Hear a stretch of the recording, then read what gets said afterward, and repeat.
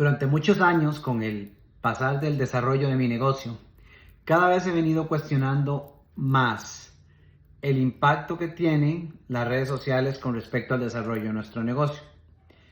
Yo soy el último de los fans de las redes sociales y lo que he venido confirmando, al menos con el desarrollo de mi negocio y el trabajo con mis clientes, es que en realidad el impacto de las redes sociales, o voy a aclarar mejor, el impacto del mercadeo en línea a través de las redes sociales es mínimo con respecto al desarrollo de negocio.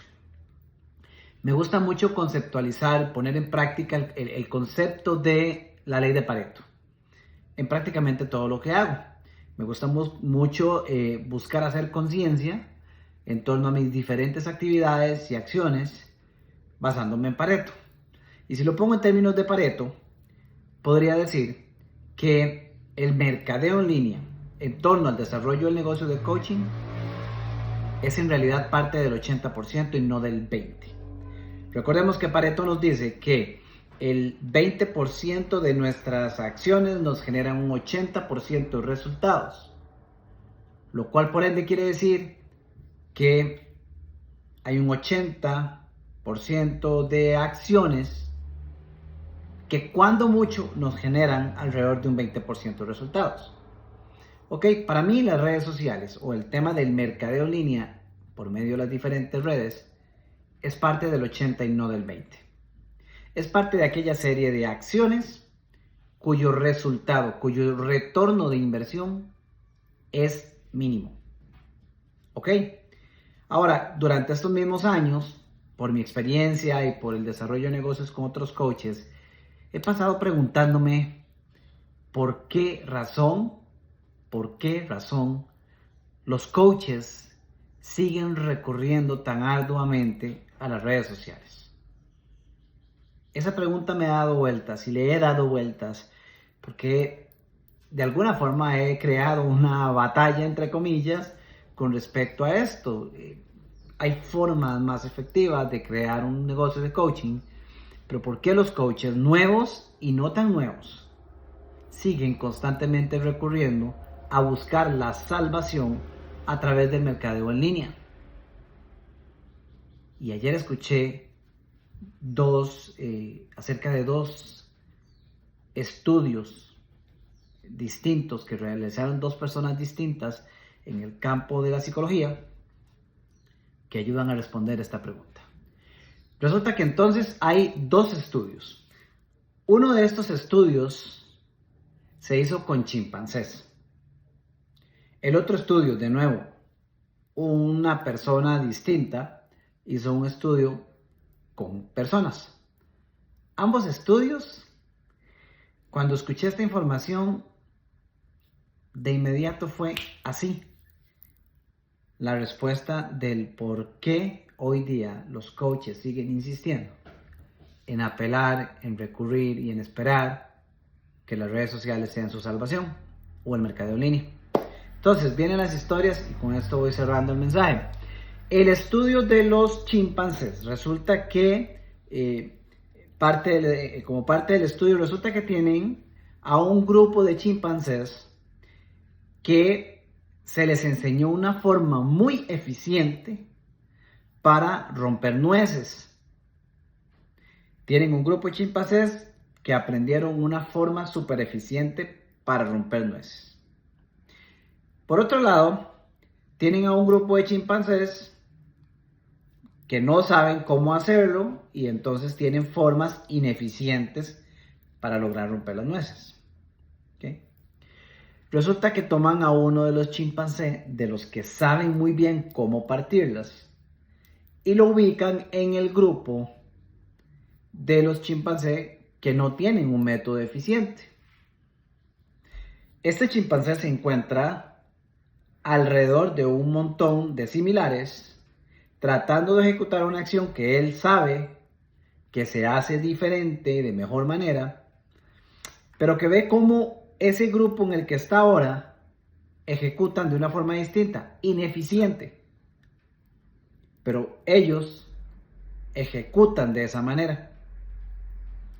Y aunque el chimpancé conoce una forma más eficiente para romper las nueces, resulta que se adapta a la forma ineficiente de los otros chimpancés por no desentonar, por un comportamiento y una necesidad imperante de formar parte del grupo y no desentonar con la práctica del grupo.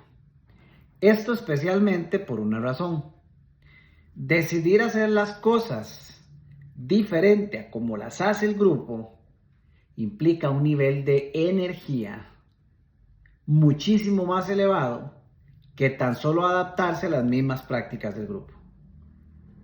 Decidir ser diferente implica un nivel de energía distinto. Aparte, ya por defecto implica convertirse en el raro del grupo y de alguna forma comenzar a ser relegado, dejar de formar parte de ese grupo. Eso requiere de una inversión interna muy elevada. Veamos el otro escenario. Resulta que viene el otro experimento, un experimento con personas en donde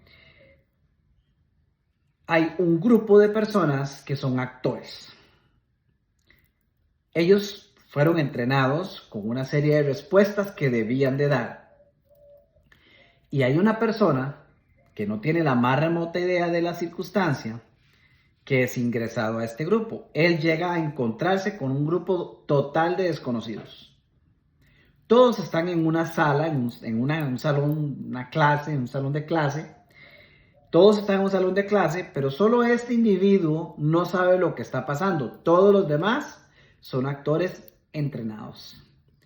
Y resulta que estando en esa sala, se plantea un ejercicio muy simple. Se traza una línea, imagínense que se traza una línea en la pizarra. Y luego se traza otra línea más, pero esta segunda línea es de un tamaño distinto. Imaginémonos que la primera línea es una línea larga y trazan una segunda línea que es más corta, evidentemente más corta que la primera. Hechas estas dos líneas, le preguntan al grupo, ¿estas dos líneas son iguales o son diferentes? Todos los actores están entrenados para decir y jurar que las dos líneas son iguales. El pobre sujeto del estudio no tiene la más remota idea de ello. Cuando se plantea la pregunta, él ve las dos líneas, dice, son diferentes. Pero él empieza a escuchar a todo el mundo y dice, no, claro, son iguales. No, pero sí, son iguales. Y el otro dice, claro que son iguales, por supuesto son iguales. Esas dos líneas, sí, son iguales. Y él comienza a escuchar y dice, pero ¿qué le pasa a estos locos? Son claramente diferentes. Pero mientras más escucha a otros decir que son iguales, él comienza a dudar de su razón y su certeza. Pucha, ¿de verdad será que estoy equivocado? No, es que son diferentes. Pero, no, son iguales. Y el otro dice que son iguales. Y aquel dice, evidentemente son iguales. Y este sujeto que no tiene idea de lo que está pasando, cada vez duda más de su certeza hasta que llega en contra de su propia razón y certeza, en contra de su propia verdad. Él llega a decir, sí, son iguales. Y se adapta al grupo. Dos experimentos separados que nos demuestran una realidad absoluta. Está más que comprobado que en temas de comportamiento, el comportamiento del ser humano es sumamente similar al comportamiento de los chimpancés. Y en el caso segundo, pues ni qué decir, es la realidad de cualquiera de nosotros. Lo que cualquiera de los dos experimentos prueba, pone en evidencia, es que nosotros somos altamente susceptibles a la influencia de la masa. Somos altamente susceptibles no solo a la influencia, sino que tenemos una inmensa necesidad de ser parte de un grupo y de ser aceptados en ese grupo. Y la clave es esta. Podemos saber que el grupo está equivocado, pero tomar la decisión de no adaptarnos a ese grupo requiere un nivel de energía distinto. Requiere un nivel de convicción a través del cual yo esté dispuesto a invertir energéticamente, mentalmente, para incluso ser etiquetado de loco, aceptar ser separado del grupo y aún así vivir tranquilo con la convicción de que yo estoy operando desde la razón. No tengo por qué reconocer que las dos líneas son iguales cuando lo que yo estoy percibiendo es que son distintas. Pero tomar la decisión de ir contracorriente requiere un nivel de energía mayor. Y ¡pum! Ahí la respuesta a mi pregunta de varios años. ¿Por qué los coaches siguen insistiendo en salir corriendo a ver la nueva tendencia de redes sociales, a ver el nuevo gurú que indica que se tiene que hacer de esta forma, o que la red ahora es esta, o que el comportamiento cambió y que se tiene que hacer de esta manera? ¿Por qué el nuevo coach sale formado? Y esto es todavía más crítico, porque el nuevo coach sale formado, sale entrenado, es coach, recién se certificó, recibe el cartón, felicidades. Pero lo que este coach ha visto es que el grupo de afinidad lo que hace es cargar redes sociales. Y ya por defecto, lo último que pasa por la mente del individuo es ir a retar lo que el grupo está haciendo. Inconscientemente pasa, si el grupo lo hace, deben tener razón. Las dos rayas son iguales. Pero si la razón la tenía usted, y si las dos rayas en realidad no eran iguales, es una posibilidad latente.